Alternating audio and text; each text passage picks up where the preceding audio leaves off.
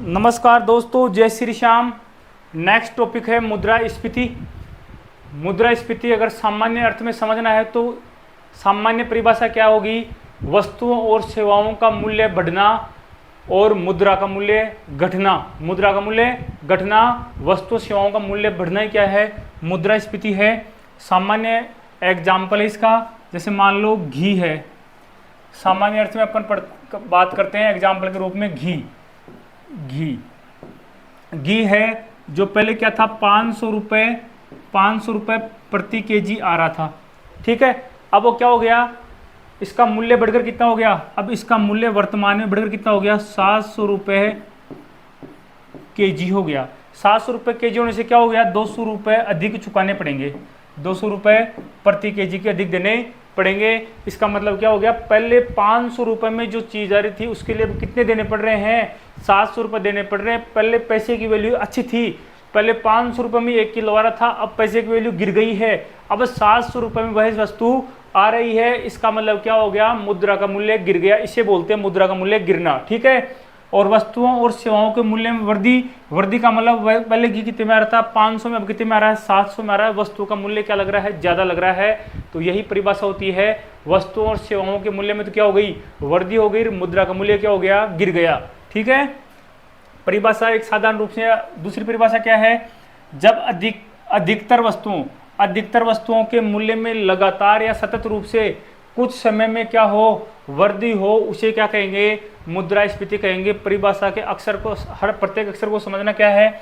अधिकतर वस्तुओं का मतलब जब मुद्रास्फीति होती है, मुद्रास्फीति लागू होती है, तो ऐसे नहीं कि कुछ वस्तुओं का मूल्य बढ़ गया उसे मुद्रास्फीति कहेंगे, उन्हें मुद्रास्फीति नहीं कहेंगे। अधिकतर जो अर्थव्यवस्था में संचालित वस्तुएं हैं उनके मूल्य में अगर वृद्धि होती है तो उसे ही क्या कहा जाएगा? मुद्रास्फीति कहा जाएगा। ठीक है, और मुद्रास्फीति कब कहा जाएगा? जब लगातार या सतत रूप से क्या हो रहा हो? मूल्य में क्या हो रही हो? वृद्धि हो रही हो, तभी क्या कहलाएगी? मुद्रास्फीति कहलाएगी। किसी वस्तु के मूल्य में अचानक वृद्धि होना मुद्रास्फीति के दायरे में नहीं आता है। ठीक है, तो अचानक वृद्धि नहीं चाहिए, कुछ समय से लगातार क्या हो रही हो? वृद्धि हो रही हो, उसे क्या कहेंगे? मुद्रास्फीति कहेंगे। मुद्रास्फीति की दर को मूल्य सूचकांक के आधार पर मापा जाता है। सीधा ऑब्जेक्टिव क्वेश्चन पूछ सकते हैं, मुद्रास्फीति की दर को किसके आधार पर मापा जाता है? तो मूल्य सूचकांक के आधार पर मापा जाता है। दो प्रकार के मूल्य सूचकांक है, एक तो थोक मूल्य सूचकांक और एक है उपभोक्ता मूल्य सूचकांक। पहला है थोक मूल्य सूचकांक, होलसेल प्राइस इंडेक्स। इसका आधार वर्ष याद रखना 2011-12 है। कौन सा है? 2011-12 है। ऐसे ही कौन सा है? उपभोक्ता मूल्य सूचकांक, कंज्यूमर प्राइस इंडेक्स। मूल्य सूचकांक मूल्य के औसत स्तर की क्या है? माप है। मूल्य के औसत स्तर क्या होता है? माप होता है। मुद्रास्फीति को बिंदु दर बिंदु पद्धति से मापा जाता है, मतलब पॉइंट टू पॉइंट मेथड से किसको मापा जाता है? मुद्रास्फीति को मापा जाता है। ऑब्जेक्टिव क्वेश्चन है, लाइन टू लाइन याद कर लेना। अब है मुद्रास्फीति कुछ विशेष प्रकार है। पहला प्रकार है मांग जनित मुद्रास्फीति। मांग जनित मुद्रास्फीति क्या है? वस्तुओं के मूल्य में वृद्धि तब होना जब क्या है? उस वस्तु की मांग क्या है? अधिक हो जाना, और आपूर्ति क्या होना? कम होना, तब उसे क्या कहेंगे? मांग जनित मुद्रास्फीति। उपभोक्ताओं की आपूर्ति से अधिक मांग, मतलब आपूर्ति, सामान की आपूर्ति मार्केट में क्या है? कम है, मांग क्या है? ज़्यादा। उपभोक्ताओं के पास क्या है? अधिक क्रय शक्ति है। उपभोक्ताओं के पास क्रय करने के लिए पैसे क्या होते हैं? अधिक होते हैं, और वस्तु क्या होती है? कम होती है। ऐसी स्थिति में वस्तु का मूल्य बढ़ जाता है, उसे बोलते हैं मांग जनित मुद्रास्फीति। उपाय क्या होता है? लोगों के पास अगर पैसे की मात्रा ज़्यादा हो जाती है तो सरकार क्या उपाय करती है? सरकार कर बढ़ा देती है। सरकार क्या करती है? कर बढ़ा देती है। तो सरकार क्या करेगी? टैक्स बढ़ा देगी। सरकारी खर्चे हैं उनमें कटौती कर देगी। सरकारी खर्चों को कटौती करने का मतलब हल्का सा मैं आपको एक कंसेप्ट बताता हूँ। मार्केट में पैसे कैसे आते हैं और क्रय शक्ति क्या है। ठीक है, ये सारा खेल सरकार और आरबीआई का होता है। अपन आरबीआई की बात करें तो आरबीआई क्या करती है? आरबीआई बैंक दर। आरबीआई किसको तय करती है? बैंक दर। बैंक की ब्याज दर क्या होगी, इसको तय करने वाली कौन है? आरबीआई है। तो अपन कभी बैंकिंग पढ़ेंगे तो अच्छी तरह समझ में और भी आएगा आपको। तो ये बैंक दर कौन तय करेगा? बैंक दर। आरबीआई क्या तय करती है? आरबीआई बैंक दर क्या करती है? तय करती है। आरबीआई बैंक दर तय करती है। तो अगर आरबीआई ने अगर लोन देने के लिए दरों में क्या कर दी? कमी। दरों में क्या कर दी? कमी कर दी, तो लोग क्या ले देंगे? अधिक मात्रा में लोन लेंगे। लोग अधिक मात्रा में लोन लेंगे तो क्या होगा, मार्केट में पैसा क्या आएगा, ज्यादा आएगा। बैंकों से पैसा कहाँ आएगा, लोन ज्यादा लेंगे तो बैंकों से पैसा कहाँ आएगा, जनता में आएगा। जनता के पास अगर पैसा है तो जनता कहीं ना कहीं कुछ काम में लेती है, कोई निर्माण काम में लेता है, कोई अपने साधन सुविधाओं में काम में लेता है। साधन सुविधा मतलब कोई कार ला रहा है, कोई कुछ और लगा रहा है, कोई निर्माण करा रहा है, ठीक है। तो कुछ ना कुछ काम में कोई ना कोई लेता है। तो क्या ऐसे में लोन लेने के बाद पैसा कहाँ आता है, मार्केट में आता है, जनता के पास आता है। ऐसे में जनता के पास पैसे की अधिकता होती है। जनता के पास अगर पैसे अधिक आ गए तो क्या होगी, उनकी क्रय शक्ति बढ़ जाएगी, ठीक है, क्रय शक्ति बढ़ जाएगी। तो ऐसी स्थिति में फिर अब जनता के पास पैसे अधिक आ गए, उससे क्या होगा, वस्तुओं की रेट क्या हो जाएगी, बढ़ने लग जाएगी, निर्माण कम होता है और मांग क्या होती है, ज़्यादा। तो ऐसी स्थिति में सरकार क्या उपाय करेगी, कर बढ़ा सकती है। तो ये काम कौन करेगा, ये तो काम करती है आरबीआई, बैंक रेट को निर्धारित करने वाला, कम करने वाला। और सरकार क्या करती है, सरकार के काम है, सरकार क्या करेगी, सरकार क्या करती है, कर की दर, टैक्स की रेट बढ़ा देगी। अगर वस्तुओं के टैक्स मतलब जीएसटी है, अगर ऐसे इनकम टैक्स है, इनकी दर बढ़ा देगी तो जनता का पैसा कहाँ चला जाएगा, वापस सरकार के पास ही चला जाएगा। सरकारी खर्चों में कटौती, ये सरकार द्वारा किए जाने वाले उपाय हैं, ठीक है। सरकारी खर्चों में कटौती, सरकारी खर्चों का कटौती का मतलब है सरकार विभिन्न प्रकार के निर्माण कार्य, ठीक है, विकास के कार्य करती है। जैसे मान लो कोई एयरपोर्ट बन रहा है, कोई पुल बन रहा है, ठीक है, अन्य कई प्रकार के बिल्डिंग वगैरह निर्माण कार्य हो रहे हैं, ठीक। उससे क्या होता है, विभिन्न प्रकार के फर्मों को टेंडर होते हैं, विभिन्न प्रकार के कारीगर मजदूर वगैरह काम करते हैं, लोहे भी बिकता है, विद्युत की भी खपत होती है, परिवहन का भी काम चलता है, ठीक है, सीमेंट भी बिकती है। तो विभिन्न प्रकार की सामग्री की क्या होती है, खपत होती है। सामग्री खपत होती है तो क्या चलते हैं, उद्योग धंधे भी खूब चलते हैं, मजदूरों को मजदूरी भी खूब मिलती है। तो वो पैसा घूम फिर कर कहाँ आता है, मार्केट में आता है, जनता में आता है। तो सरकार अगर सरकारी खर्चों में कटौती कर दे, विकास के कार्य नहीं कराए, ऐसे कार्य नहीं कराएगी तो जनता के पास वह जो मजदूरी जारी थी, जो लाभ की राशि जारी थी, वो जाएगी नहीं, कहाँ नहीं जाएगी, जनता के पास जाएगी नहीं। जनता के पास नहीं जाएगी तो क्या हो जाएगी, पैसे की कमी हो जाएगी जनता में पैसे की कमी होगी तो क्रय शक्ति क्या हो जाएगी, इससे जनता की कम हो जाएगी, ठीक है। जनता से मितव्ययता की अपील, सरकार जनता से कम खर्च करने की क्या कर सकती है, अपील कर सकती है। और तीसरा उपाय है मौद्रिक उपाय। सरकार जो उपाय करती है उसको तो बोलते हैं क्या, राजकोषीय उपाय। कौन से बोलते हैं, राजकोषीय उपाय बोलते हैं, आगे पढ़ेंगे। और जो आरबीआई करता है उसको क्या बोलते हैं, मौद्रिक उपाय बोलते हैं। आरबीआई क्या करेगा, लोन की रेट कम हुई तो जनता ने अधिक मात्रा में लोन लिया, जनता के पास पैसा गया। अब आरबीआई क्या करेगा, आरबीआई ब्याज दरें बढ़ा देगा, अगर ब्याज दरें बढ़ा देगा तो जनता क्या नहीं लेगी, लोन नहीं लेगी, जनता क्या नहीं लेगी, लोन नहीं लेगी। साथ में ही अगर बचत खाते में कोई पैसे जमा कराता है, कोई फिक्स डिपॉजिट कराता है तो सरकार बैंक क्या देते हैं, उच्च ब्याज दर खुद देते हैं। तो ऐसे में क्या करती है जनता, क्या करती है, अपने पैसे कहाँ जमा करा देती है, बैंकों में जमा करा देती है, सेविंग अकाउंट में जमा करा देती है, फिक्स डिपॉजिट में जमा करा देती है, किसके लालच में, ब्याज के लालच में। ऐसे में जो जनता के पास पैसा आया हुआ तो वापस कहाँ जाता है, आरबीआई के पास आ जाता है, सरकार के पास ही चला जाता है, ठीक है। तो ये हो गया आपका मौद्रिक उपाय, ठीक है। लागत जनित मुद्रास्फीति, लागत जनित मुद्रास्फीति मतलब वस्तुओं के मूल्य में वृद्धि कब कैसे होती है, जब वस्तुओं की लागत में पैसे बढ़ जाते हैं, कच्चा सामान महंगा मिल रहा है, मजदूरी की रेट बढ़ गई, करों में वृद्धि होगी, उससे क्या होती है, वस्तु की रेट बढ़ती है, उसको क्या बोलते हैं, लागत रेट बढ़ गई, इससे क्या हो रही है, वस्तुओं के मूल्य में वृद्धि हो रही है, तब क्या बोलेंगे, उस महंगाई को क्या बोलेंगे, लागत जनित मुद्रास्फीति बोलेंगे। कारकों की लागत जैसे मजदूरी, कच्चा माल की बढ़ोतरी की वजह से चीज़ों के दाम बढ़ जाते हैं, उसको क्या बोलते हैं, लागत जनित मुद्रास्फीति बोलते हैं। ऐसे में सरकार क्या करती है, अप्रत्यक्ष करों में कमी कर देती है, जो जीएसटी है उसमें कमी कर देगी, तो जनता तक जो मार्केट में सामान पहुंचेगा उसकी रेट क्या हो जाएगी, कम हो जाएगी, ठीक है। मजदूरी की रेटों में संशोधन कर सकती है सरकार। मुद्रास्फीति के प्रकार, देखो मुद्रास्फीति के वैसे तो कई प्रकार हैं, अभी अपन ने पढ़ लिया, लागत जनित मुद्रास्फीति पढ़ ली, लागत जनित मुद्रास्फीति पढ़ लिया अपन ने भी, ठीक है। ऐसे एक प्रकार और पढ़ा था, क्या नाम था उसका, लागत जनित मुद्रास्फीति और मांग जनित मुद्रास्फीति, ये मैंने पढ़ लिया। ये तो सामान्य प्रकार हैं इसके, ठीक है। और अवस्थाओं के आधार पर, किस पे आधार पर है, अवस्था के आधार पर है। वैसे मुद्रास्फीति के मुख्य रूप से देखे जाए तो दो प्रकार कह सकते हैं, एक तो मुद्रास्फीति और एक मुद्रा का संकुचन, जिसे क्या बोलते हैं, विस्फीति बोलते हैं या अविस्फीति भी बोलते हैं। ऐसे इनके कई नाम हैं, लेकिन अपने को इंग्लिश में याद रखने हैं। इंग्लिश में है इन्फ्लेशन और क्या है, डिफ्लेशन, ठीक है। तो पहला है मुद्रास्फीति। मुद्रास्फीति में क्या होता है, अभी अपन ने परिभाषा पढ़ी थी, मुद्रा का मूल्य क्या होगा, मुद्रा का मूल्य कम होगा, मुद्रा का मूल्य क्या हो जाएगा, कम हो जाएगा, ठीक है। वस्तुओं और सेवाओं का मूल्य क्या होगा, वस्तुओं का मूल्य क्या हो जाएगा, बढ़ेगा, वस्तुओं का मूल्य बढ़ेगा। ठीक है, ये हो गया मुद्रास्फीति। ठीक है, मुद्रास्फीति में क्या होता है, मुद्रा का मूल्य तो क्या हो जाएगा, कम, और वस्तुओं का मूल्य क्या हो जाएगा, बढ़ेगा। वस्तुओं का मूल्य बढ़ेगा और मुद्रा का मूल्य क्या होगा, कम होगा। ये कौन सी कंडीशन है, मुद्रास्फीति की कंडीशन है। ठीक है, ये कौन सी कंडीशन है, ये मुद्रा संकुचन है, विस्फीति है, अविस्फीति है। इसमें इसका जस्ट क्या होगा, अपोजिट होगा। मुद्रा का मूल्य क्या हो जाएगा, बढ़ जाएगा। इसमें क्या होगा, इसमें मुद्रा का मूल्य क्या होगा, बढ़ेगा, और वस्तुओं और सेवाओं का मूल्य क्या हो जाएगा, वस्तु और सेवाओं का मूल्य क्या हो जाएगा, कम। यहाँ तो क्या हो जाएगा, ये तो होगा बढ़ेगा, और ये क्या हो जाएगा, कम हो जाएगा। ये क्या हो जाएगा, कम हो जाएगा। ठीक है, इनसे निपटने के लिए सरकार द्वारा उपाय किए जाते हैं। सरकार अगर उपाय करेगी, इसके लिए उपाय करेगी, तो कौन सा कहलाएगा, मुद्रा अपस्फीति। कौन सा कहलाएगा, मुद्रा अपस्फीति कहलाएगा। सरकार अगर इसके लिए कोई उपाय करेगी तो क्या कहलाएगा, मुद्रा अपस्फीति। क्या कहलाएगा, मुद्रा अपस्फीति कहलाएगा।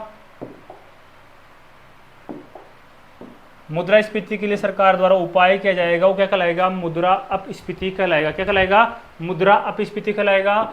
और सरकार द्वारा मुद्रा संकुचन के लिए कोई उपाय किया जाएगा, वो क्या कहलाएगा, मुद्रा संस्फीति कहलाएगा। मुद्रा संस्फीति कहलाएगा। तो ये जानबूझकर किए जाते हैं, ये स्वतः होता है। ये क्या होते हैं, स्वतः। दोनों क्या होते हैं, स्वतः होते हैं। आर्थिक स्थितियों के कारण क्या होते हैं, स्वतः। आर्थिक स्थितियों, जनता की मांग के कारण क्या होते हैं, स्वतः उत्पन्न होते हैं। और ये क्या होती हैं, जानबूझकर। क्या होती हैं, जानबूझकर।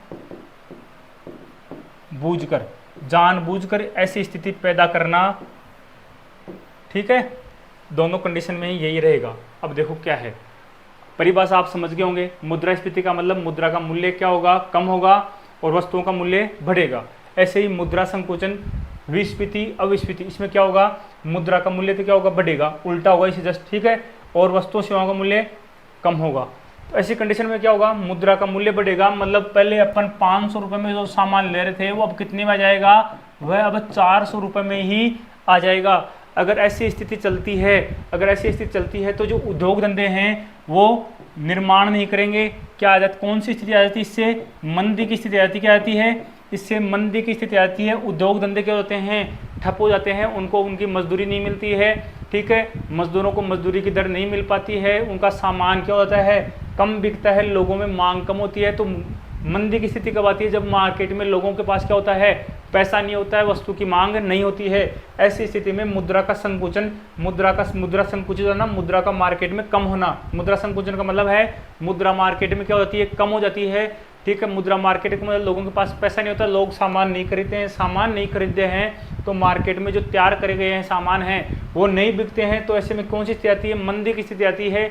जो उद्योग धंधे स्थापित किए गए हैं उनमें छटनी हो जाती है, मजदूरों को बाहर निकाल दिया जाता है, कुछ समय तक तो झेला जाता है। ठीक है, लगातार ये चलता रहता है, तो मजदूरों को कार्य से हटा दिया जाता है, छटनी कर दी जाती है। इससे क्या है, बेरोजगारी की स्थिति आती है, उद्योग धंधे क्या होते हैं, धीरे धीरे चौपट हो जाते हैं। तो ऐसी स्थिति में सरकार इस स्थिति, मंदी की स्थिति से निपटने के लिए, उद्योग धंधे बनाए रखने के लिए, लोगों की मांग बढ़ाने के लिए, ठीक है, मजदूरी की दर को बढ़ाए रखने के लिए, विकास को बढ़ाए रखने के लिए क्या करती है, जानबूझकर मुद्रा संस्फीति जारी करती है। मुद्रा संस्फीति का मतलब है सरकार जानबूझकर वस्तुओं का मूल्य बढ़ाती है और मुद्रा का मूल्य क्या करती है, घटाती है।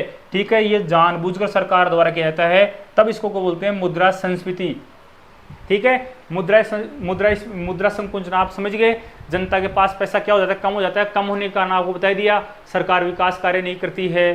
ठीक है, सरकार क्या करती है, अधिक ब्याज दर का लालच देकर जनता के पैसे अपने पास वापस ले लेती है, उससे ऐसी स्थिति कई बार आ जाती है। ठीक है, तो ये स्थिति कब आती है, ये तो स्थिति स्वतः आती है। और जो अगर सरकार के प्रयास है, जानबूझकर ऐसा किया जाता है, मंदी की स्थिति जानबूझकर लाई जाती है, उसे क्या बोलते हैं, मुद्रा अपस्फीति बोलते हैं। ये कब लाई जाती है, जब मुद्रा का मूल्य कम हो जाता है और वस्तुओं का मूल्य बढ़ जाता है। तो ऐसी स्थिति में महंगाई बढ़ जाती है। क्या हो जाती है, महंगाई बढ़ जाती है। तो महंगाई से निपटने के लिए सरकार द्वारा क्या किया जाता है, मुद्रा का मूल्य सरकार के प्रयासों से जानबूझकर क्या है, बढ़ाया जाता है, और वस्तुओं और सेवाओं का मूल्य क्या हो जाता है, घटाया जाता है। चाहे कर कम करके, चाहे कैसे भी करके क्या है, सरकार द्वारा कम किया जाता है, उसे बोलेंगे मुद्रा अपस्फीति। ये थी इनकी परिभाषा। अगर ये चारों आपके याद होगी तो मेरे को जहाँ तक लगता है आपको इन चार से बाहर कोई क्वेश्चन नहीं पूछा जाएगा। ये ही इनका कंसेप्ट है, ध्यान रखना। ये भी मंदी की स्थिति है, ये भी मंदी की स्थिति है। मंदी की स्थिति का मतलब जो इसकी परिभाषा वही किसकी परिभाषा है, इसकी है। जो इसकी परिभाषा वही किसकी है, इसकी है। लेकिन ये कंडीशन कैसी होती है, आर्थिक स्थितियों के कारण स्वतः पैदा होती है, किसी का हाथ इसमें नहीं होता है, और ये जानबूझकर सरकार द्वारा ये लाई जाती है। आर्थिक नीतियों क्या होता है, परिणाम होती हैं, जानबूझकर लाई जाती हैं, सुधारात्मक प्रयास के रूप में लाई जाती हैं। सुधारात्मक प्रयास क्या हुआ, मुद्रा संकुचन हुआ तो कौन सा प्रयास करेंगे, मुद्रा संस्फीति करेंगे। मुद्रास्फीति अगर अति मात्रा में, देखो नॉर्मल मात्रा में मुद्रास्फीति की आवश्यकता होती है, ठीक है। विकास किससे होता है, मुद्रास्फीति होता है। लेकिन इसकी मात्रा अगर लगातार तेज गति से आगे बढ़ती जाती है तो कहें क्या है, नुकसानदायक हो जाता है। तो ये है मुद्रा अपस्फीति। मुद्रास्फीति को कंट्रोल करने के लिए सरकार द्वारा किए जाने वाले प्रयास हैं। अल्प मुद्रास्फीति इसकी गति धीमी और आशानुरूप होती है, इसलिए इसे लघु अथवा क्रमिक सरकने वाली मुद्रास्फीति कहा जाता है, ठीक है। मुद्रास्फीति के अन्य प्रकार अपन ने 2 प्रकार पढ़ लिए ऊपर, मांग जनित मुद्रास्फीति और लागत मुद्रास्फीति अपने पढ़ लिए। इसके अलावा अन्य प्रकार क्या है, अल्प मुद्रास्फीति। अल्प मुद्रास्फीति क्या होती है, एक अंकीय होती है। एक अंकीय मतलब 1%, 2%, 3%, 9% तक चलती है, उसे क्या बोलते हैं, अल्प मुद्रास्फीति बोलते हैं। इसकी गति क्या होती है, धीमी और सरकार की आशा के अनुसार होती है, इसलिए इसे लघु और धीरे धीरे चलने वाली, सरकने वाली क्या कहते हैं, मुद्रास्फीति कहा जाता है, ठीक है। नेक्स्ट है आपके पास सरपट मुद्रास्फीति। सरपट गैलोपिंग इन्फ्लेशन अत्यंत उच्च मुद्रास्फीति है जो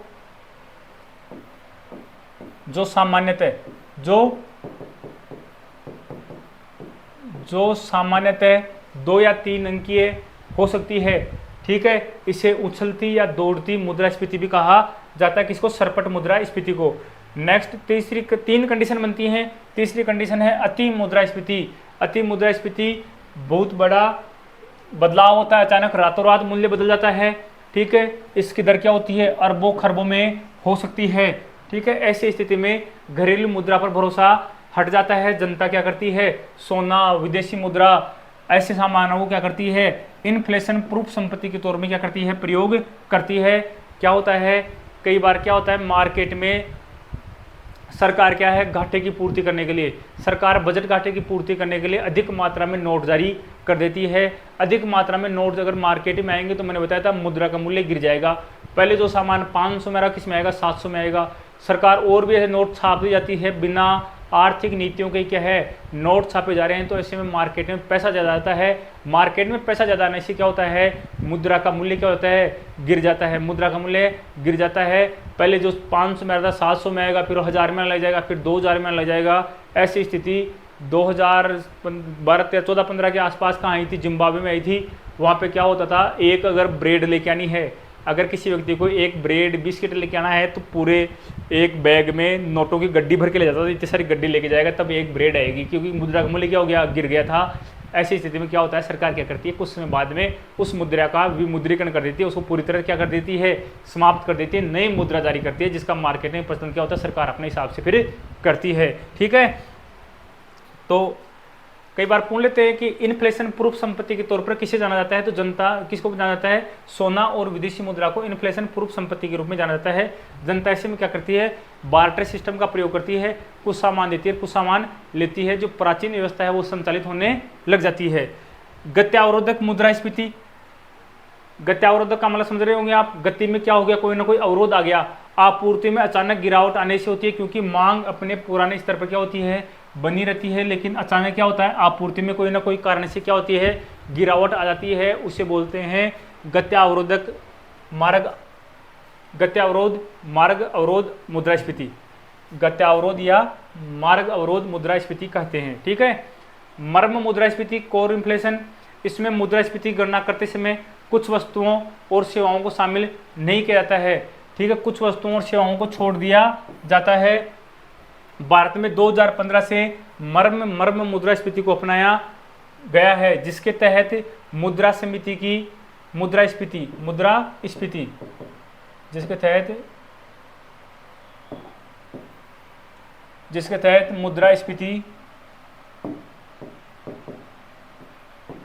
जिसके तहत मुद्रास्फीति की माप में खाद्य सामग्री किसको शामिल किया जा रहा है, किसको शामिल नहीं किया जा रहा है, खाद्य सामग्री, ईंधन, परिवहन, प्रकाश, संचार को शामिल नहीं किया जाता है, ठीक है। 2015 से कौन सी मुद्रास्फीति बनाई जा रही है, मरम मुद्रास्फीति को अपनाया गया है। प्रतिसार जन्य मुद्रास्फीति, इसके बारे में अपने पढ़ लिया, रिफ्लेशन आ गया था, जानबूझकर मुद्रास्फीति को फैलाना बढ़ाना क्या कहलाता है, रिफ्लेशन कहलाता है। प्रतिसार जन्य मुद्रास्फीति कहलाता है। तो अपने को तो इंग्लिश वर्ड पे ध्यान रखना है, चारों परिभाषा आई थी उनके बारे में है। सरकार द्वारा बेरोजगारी घटाने, मांग बढ़ाने के लिए जानबूझकर लाई जाती है, जिससे आर्थिक वृद्धि की उच्च दर प्राप्त कर सके, जिससे क्या कर सके, आर्थिक वृद्धि की उच्च दर क्या कर सके, प्राप्त कर सके। नेक्स्ट है आपका स्थगन जन्य मुद्रास्फीति, अर्थव्यवस्था की वह स्थिति जिसमें मुद्रास्फीति और बेरोजगारी दोनों ही क्या हो, उच्च स्तर पे होते हैं। दोनों क्या होते हैं, दोनों ही उच्च स्तर पे होते हैं। ठीक है, उसे क्या कहते हैं, स्टैगफ्लेशन कहते हैं, जिसमें क्या होता है, मुद्रास्फीति और बेरोजगारी दोनों क्या होते हैं, उच्च स्तर पे होते हैं, उसे कहते हैं स्थगन जन्य मुद्रास्फीति। तिरछी मुद्रास्फीति किसे कहते हैं, विशेष वस्तु या वस्तुओं के समूह में क्या होती है, मुद्रास्फीति आती है। जैसे मान लो केवल खाद्य सामग्री में ही क्या आ रही है, मुद्रास्फीति आ रही है, अन्य सामान, इलेक्ट्रॉनिक सामान है, ठीक है, परिवहन सामग्री है, खाद्य प्रकाश संचार आदि सामग्री हैं, उनके रेट में किसी प्रकार की वृद्धि नहीं होती है। केवल खाद्य सामग्री में वृद्धि होती है या अन्य किसी एक विशेष क्षेत्र में क्या होती है, वृद्धि होती है, तब ऐसी स्थिति को तिरछी मुद्रास्फीति के रूप में जाना जाता है। चलन स्फीति किसे कहते हैं, अधिक मुद्रा निर्गमन से उत्पन्न स्फीति को क्या कहते हैं, चलन स्फीति कहा जाता है।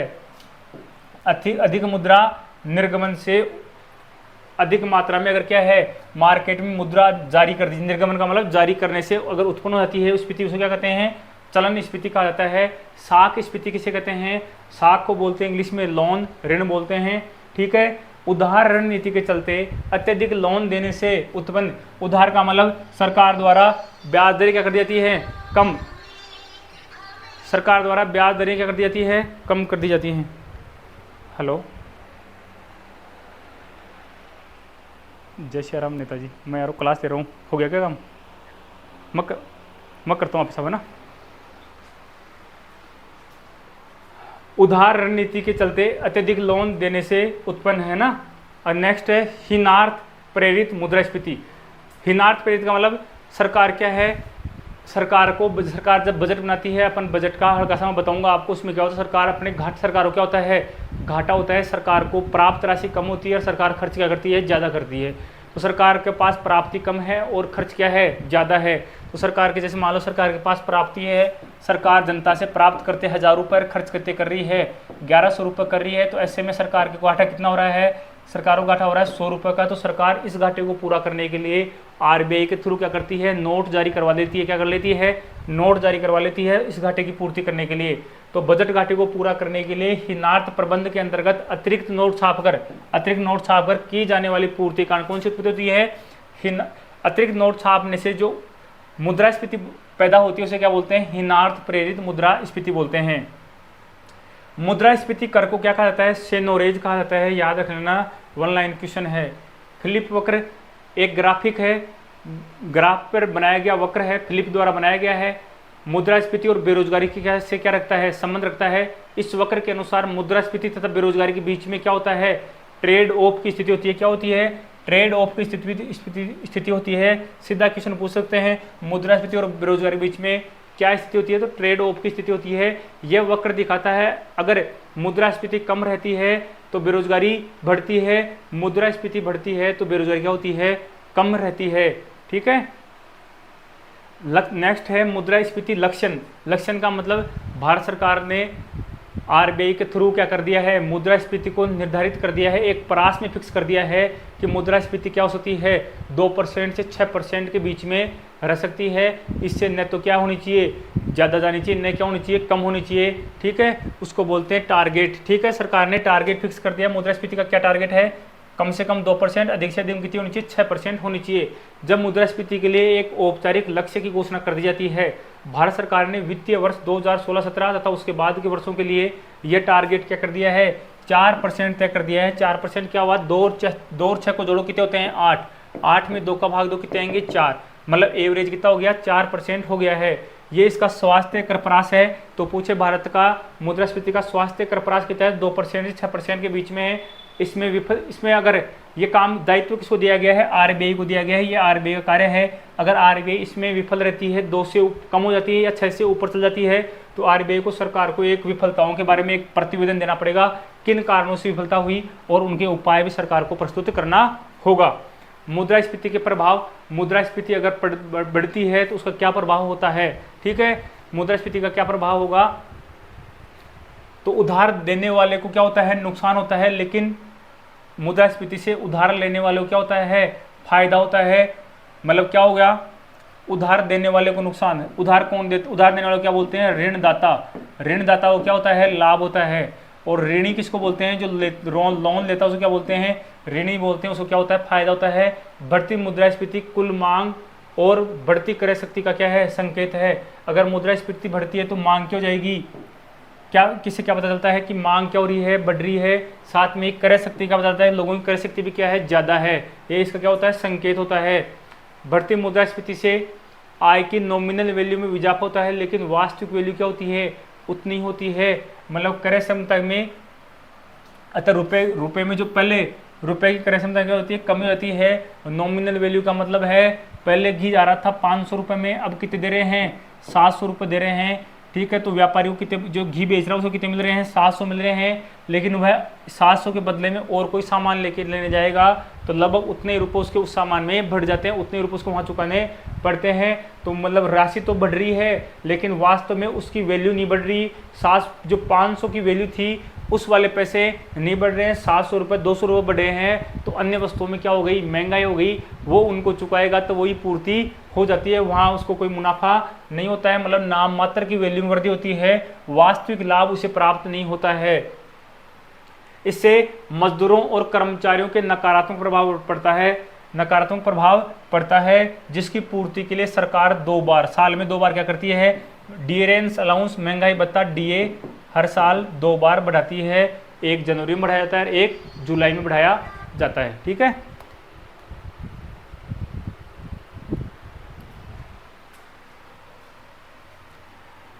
बढ़ती मुद्रास्फीति में लोग ब्याज के लिए बैंक बचत खातों में अधिक से अधिक रुपए जमा कराने क्या करते हैं। अगर मुद्रास्फीति बढ़ती है तो लोग क्या करते हैं, ब्याज के लिए बैंक बचत खातों में अधिक से अधिक रुपए जमा कराने की कोशिश करते हैं।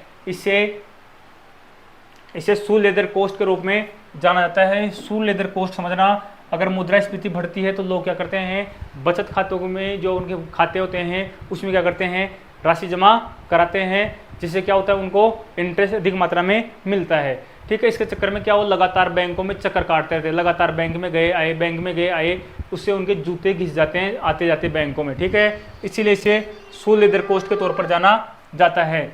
मुद्रास्फीति से कर में क्या होती है, वृद्धि होती है।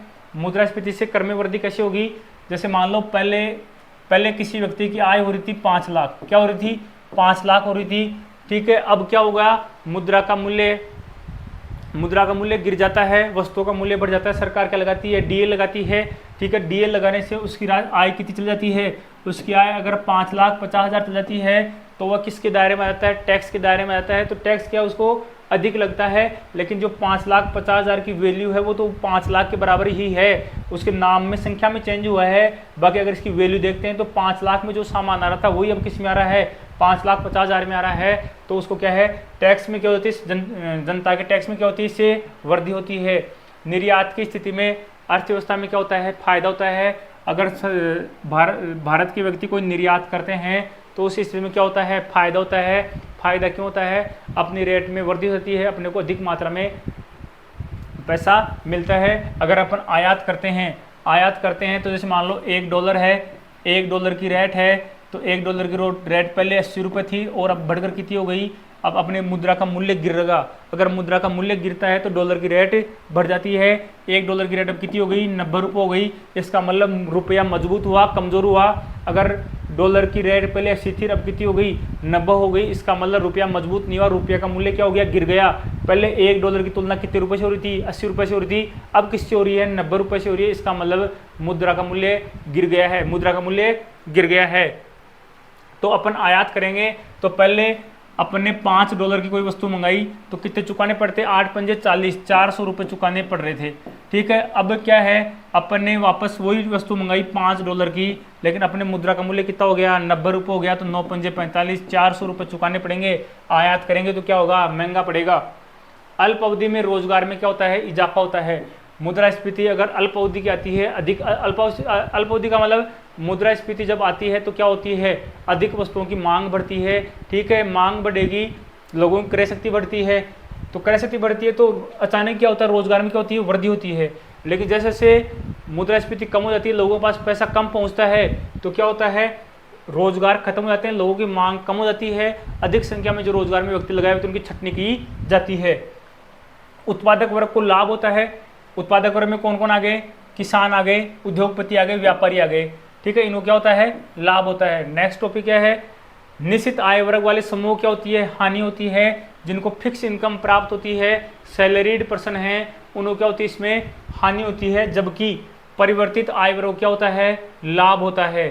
समाज में विषमता आती है, धनी वर्ग अधिक धनी हो जाता है और निर्धन वर्ग अधिक निर्धन हो जाता है।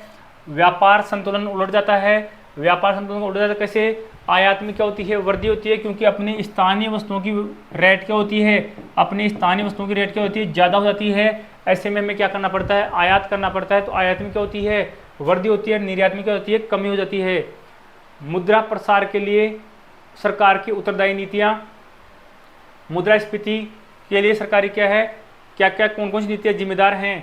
हीनार्थ प्रबंध, सरकार बजट घाटे को पूरा करने के लिए अधिक मात्रा में नोट जारी कर देती है, उससे क्या है, जनता में पैसे की मात्रा अधिक पहुंच जाती है, जिससे क्या होती है, मुद्रास्फीति आती है, ठीक है। दूसरा है अतिरिक्त मुद्रा का निर्गमन, वही सेम ही है। उधार ऋण, सरकार की उधार लोन देने की नीति है, जिससे जनता के पास पैसे क्या पहुंच जाते हैं, अधिक मात्रा में पहुंच जाते हैं। युद्ध जनित अनुत्पादक व्यय, युद्ध के समय जो उत्पादक नहीं हुआ उसके व्यय हो जाते हैं। मतलब युद्ध के समय सरकार जो पैसे लगाती है उससे किसी प्रकार का उत्पाद नहीं आता है, लेकिन क्या होता है, व्यय हो जाता है। इससे भी क्या है, मुद्रास्फीति बढ़ती है, ठीक है। नेक्स्ट है आपके प्रतिगामी कराधान नीति। प्रतिगामी का कराधान की नीति का मतलब क्या है, सरकार कई बार कई देशों में अपने सरकार में तो क्या है, प्रतिगामी नहीं है। कई देशों में क्या है, जैसे जैसे आय बढ़ती जाती है, रेट जो टैक्स लगता है, जैसे जैसे आय बढ़ती है टैक्स क्या लगता है, कम लगा देते हैं, ठीक है। जैसे जैसे आय बढ़ेगी और टैक्स क्या लगेगा, कम लगेगा, उसको बोलते हैं प्रतिगामी टैक्स। क्या बोलते हैं, प्रतिगामी टैक्स बोलते हैं। प्रशुल्क व व्यापार नीति, प्रशुल्क है व्यापार नीति, सरकार की प्रशुल्क और व्यापार नीति होती है, उससे भी क्या होता है, मुद्रास्फीति में कमी वृद्धि होती है। कठोर उद्योग नीति भी जिम्मेदार होती है सरकार की। मुद्रास्फीति को नियंत्रित करने के उपाय, मुद्रास्फीति को नियंत्रित करने के उपाय क्या हैं, संतुलित बजट बनाना चाहिए, किसी प्रकार के घाटे का प्रावधान नहीं होना चाहिए, ठीक है। सरकार द्वारा जो उपाय बनाए जाते हैं उनको क्या बोलते हैं, राजकोषीय उपाय। ये राजकोषीय उपाय कौन करती है, सरकार करती है। मौद्रिक उपाय करता है रिजर्व बैंक। पहला प्रश्न आपसे यही पूछने की संभावना ज़्यादा है, राजकोषीय उपाय किसी द्वारा, भारत सरकार के द्वारा, और मौद्रिक उपाय रिजर्व बैंक के द्वारा किए जाते हैं, ठीक है। संतुलित बजट बनाना, सार्वजनिक व्यय विशेष कौन से, अनुत्पादक व्यय पर क्या करना, नियंत्रण करना। प्रगतिशील करारोपण, प्रगतिशील करारोपण भारत में कौन सा करारोपण है, प्रगतिशील है। अगर जैसे जैसे आय बढ़ेगी टैक्स क्या हो जाएगा, जैसे जैसे आय बढ़ेगी टैक्स क्या हो जाएगा, बढ़ता जाएगा, उसको बोलते हैं प्रगतिशील करारोपण। सार्वजनिक ऋण में वृद्धि करना, सरकारी ऋण में क्या करना, वृद्धि करना। बचत को क्या करना, प्रोत्साहित करना। उत्पादन में क्या करना, वृद्धि करना। ये क्या कहलाता है, सरकार का प्रयास कहलाता है। मौद्रिक उपाय कौन से होंगे, मौद्रिक उपाय कौन करेगा, मौद्रिक उपाय आरबीआई द्वारा होते हैं। किसके द्वारा होते हैं, आरबीआई द्वारा होते हैं। मुद्रा निर्गमन में के नियमों का बनाना, कठोर बनाना। वर्तमान में भारत में अगर मुद्रा निर्गमन है तो उसके लिए क्या है, 200 करोड़ रुपए रिजर्व रखो, और फिर क्या है, नोट जारी करने की पॉलिसी है, ठीक है। इसमें 115 करोड़ की तो विदेशी संपत्ति, 85 करोड़ का सोना रखना पड़ता है, तब आरबीआई नोट छाप सकता है, ठीक है। तो मुद्रा निर्गमन के जो नियम है उसे कठोर बनाना आर्थिक नीतियों के अनुसार होना चाहिए, ठीक। हीनार्थ प्रबंध के लिए अधिक मात्रा में नोट छापते हैं, वो कहीं ना कहीं मुद्रास्फीति को क्या देता है, बढ़ावा देता है। मुद्रा की मात्रा को संकुचित करना, संकुचित करने का मतलब क्या है, जो मार्केट में पैसा गया हुआ है, जो मार्केट में पैसा गया हुआ है, जनता को वापस विभिन्न प्रकार के, देखो कई बार सरकार जारी करती है कि इतने रुपए आप जमा कराओ, आपको 5 साल बाद में ये मिलेगा, इतने रुपए जमा कराओ आपको 2 साल बाद में ये मिलेगा। ऐसे विभिन्न प्रकार के ऑफर देकर सरकार जनता के पैसे वापस अपने पास खींच लेती है, उसे कहते हैं मुद्रा का संकुचन। सरकार विभिन्न प्रकार की पॉलिसी, ब्याज नीतियों को लाकर, विभिन्न प्रकार की पॉलिसी व ब्याज नीति लाकर क्या करती है, वापस पैसे अपने पास खींच लेती है उसे क्या कहते हैं, मुद्रा का संकुचन कहते हैं। ये कौन करता है, आरबीआई द्वारा किए जाते हैं। आरबीआई द्वारा ब्याज नीतियों को तय किया जाता है। उसके आधार पर जो राष्ट्रीय बैंक है, अन्य व्यावसायिक संस्थाएं हैं, कौन सी आर्थिक इंस्टीट्यूशन है, इकोनॉमिकल इंस्टीट्यूशन है, उनके द्वारा ये कार्य किए जाते हैं। कठोर साख नीति अपनाना, मतलब जो ऋण देने की नीति है उससे थोड़ा कठोर बनाना, जैसे जनता के पास क्या है पैसे नहीं जाए, उनकी रेटों को हाई कर देना, विभिन्न प्रकार के डॉक्यूमेंट्सों की आवश्यकता निर्धारित कर देना, संपत्तियों को रिजर्व रखने की व्यवस्था कर देना, गिरवी रखने की व्यवस्था कर देना, जिससे क्या है कठोर हो जाए लोन लेना, तो आम आदमी तक लोन नहीं पहुंच पाए, जनता के पास पैसे की मात्रा कम पहुंचे। ये सभी क्या थे, आपके मुद्रास्फीति थी। मुद्रास्फीति के उपाय भी बता दिए हैं। मुद्रास्फीति के जो मौद्रिक उपाय हैं वो कौन तय करता है, आरबीआई तय करता है। ये सब राजकोषीय उपाय जो किसी द्वारा तय किए होते हैं, सरकार द्वारा तय किए जाते हैं। ये आपका था मुद्रास्फीति। तो आपकी तैयारी सभी की सही चल रही होगी। एग्ज़ाम का अभी कुछ संशय पूरा बना हुआ है, तय समय पर एग्ज़ाम का होना नहीं है। फिर भी मैं थोड़ा एग्ज़ाम भी थोड़ी डिले हो रही है, वो भी कारण है, साथ में मेरा कुछ काम भी चल रहा है तो उसमें थोड़ा सा पजल्ड हूँ, और साथ में ऑफिस का भी कोई बजट सत्र चल रहा है, उसमें भी एक्स्ट्रा टाइम देना पड़ रहा है। और बीच में थोड़ा लंबर पेन, तो पाँव में पेन की समस्या हो गई थी, तो स्टैंडिंग मोड में थोड़ी दिक्कत आ रही थी, उससे लगातार अभी क्लास नहीं ले पाया। क्लास न लेने का कारण ये भी था कि आपकी थोड़ी एग्ज़ाम आगे जा रही थी, मुझे थोड़ा आभास था, इसलिए भी मैंने देखा अभी एग्ज़ाम हो रही नहीं है, थोड़ा मेरा रेस्ट बताया डॉक्टर ने, तो मैं नहीं कर पाया। आपकी लगातार अब क्लास चलती रहेंगी, लेकिन मेरा कराने का कुछ रहा नहीं है। फर्स्ट पेपर आपने बहुत अच्छी तरह से कर रखा होगा। फिर भी अगर आप जो पढ़ रहे हो उनमें किसी के भी अगर फर्स्ट पेपर में कहीं कोई दिक्कत है तो मेरे को मैसेज कर देना। मेरे को जैसे भी टाइम मिलेगा, फर्स्ट पेपर में कोई भी टॉपिक में कहीं भी कोई दिक्कत आ रही हो तो मेरे को एक मैसेज छोड़ देना, तो मेरे को जैसे टाइम मिलेगा वो मैटर मैं आपको मेरी तरफ से और अच्छी तरह करा दूंगा, ठीक है। और साथ में मेरे लायक अभी कुछ बचा नहीं है, मैं तो जैसे टाइम मिलेगा वैसे आपको कराता रहूँगा। आपको लगभग जो आपको पढ़ाना था वो चीज़ें मैंने पढ़ा दी हैं। एग्ज़ाम का टाइम टेबल ये है कि अभी एग्ज़ाम के बारे में पूरी तरह से किसी के बारे में एग्ज़ाम के बारे में कहना क्या है अतिशयोक्तिपूर्ण होगा। अभी एग्ज़ाम आप कुछ नहीं कह सकते। एग्ज़ाम कब होनी है, कल 4 तारीख है, 4 तारीख को लिस्ट आने की संभावना है, कोर्ट का कोई ऑर्डर है। अगर कल 4 तारीख तक कुछ संभावना, अगर 15 गुना की लिस्ट आती है, ऐसा कुछ होता है तो एक थोड़ी पॉजिटिविटी आ सकती है कि एग्ज़ाम तय समय पे हो सकती, तय समय का मतलब अक्टूबर में प्रस्तावित हो सकती है। और लगभग अमूमन यही लग रहा है कि आपकी एग्ज़ाम अक्टूबर में होगी। लेकिन मैं आपको एक राय देता हूँ कि आप जब तक आपकी एग्ज़ाम नहीं लगे, आप जब तक एग्ज़ाम नहीं लगे, जब तक इस एग्ज़ाम को छोड़ मत देना। ये एग्ज़ाम और ये अवसर वापस ज़िंदगी में नहीं मिलते हैं, ठीक है। इसके पीछे जब जिस गति से लग रहे हो उसी गति से लगे रहना। आपके पास पूरा मैटर है। आप इसमें अगर अच्छी रैंक लेकर आते हो, इस एग्ज़ाम में आप अच्छी रैंक लेकर आते हो तो आपको क्या है, एक तरह से ऐसे लगेगा कि 2013 के बैच के बिल्कुल टच हो जाओगे। मेरी रैंक बढ़िया थी तो मैं क्या 2011 वाले बैच के बिल्कुल टच में हूँ, ठीक है। मतलब मेरे लगातार प्रमोशन होते जाएंगे आने वाले टाइम में, उनके साथ मेरे प्रमोशन होने लग जाएंगे, एक तरह से उनमें मिल जाऊंगा मैं, ठीक है। तो अगर आपकी रैंक बढ़िया होगी तो आप हमारे जो बैच है उनमें घुल मिल जाओगे, पता नहीं चलेगा कौन से बैच के हो। तो आप अगर आपकी तैयारी अच्छी स्थिति में गुजर रही है, अच्छी चल रही है, तो उसको और बेस्ट करने की कोशिश करना, ताकि आपकी किस में इजाफा हो, आपकी रैंक में इजाफा हो। किस में इजाफा हो, रैंक में इजाफा हो, ठीक है। लगभग फर्स्ट पेपर पूरा हो गया है। ये इकोनॉमिक्स तो मैं आपको बता रहा हूँ, वैसे आपको आती भी होगी, आपने पढ़ भी रखी होगी, फिर भी मेरा कुछ दायित्व बनता है, मेरे को कराना है तो मैं करा रहा हूँ, ठीक है। लेकिन इसके अलावा अन्य सब्जेक्ट में जो फर्स्ट पेपर है उसमें कहीं किसी कोई समस्या आ रही हो, विशेष समस्या आ रही हो, सामान्य समस्या देखो हर सब्जेक्ट में थोड़ी थोड़ी रहती है, किसी विशेष समस्या आ रही हो तो मेरे को थोड़ा सा आप हिंट डाल देना, तो मेरे को जैसे ही समय मिलेगा आपको मैं वो करा दूंगा, ठीक है। और इकोनॉमिक्स की क्लास थोड़ी देर धीरे धीरे जैसे जिस गति से चलती है उस गति से चलती रहेंगी।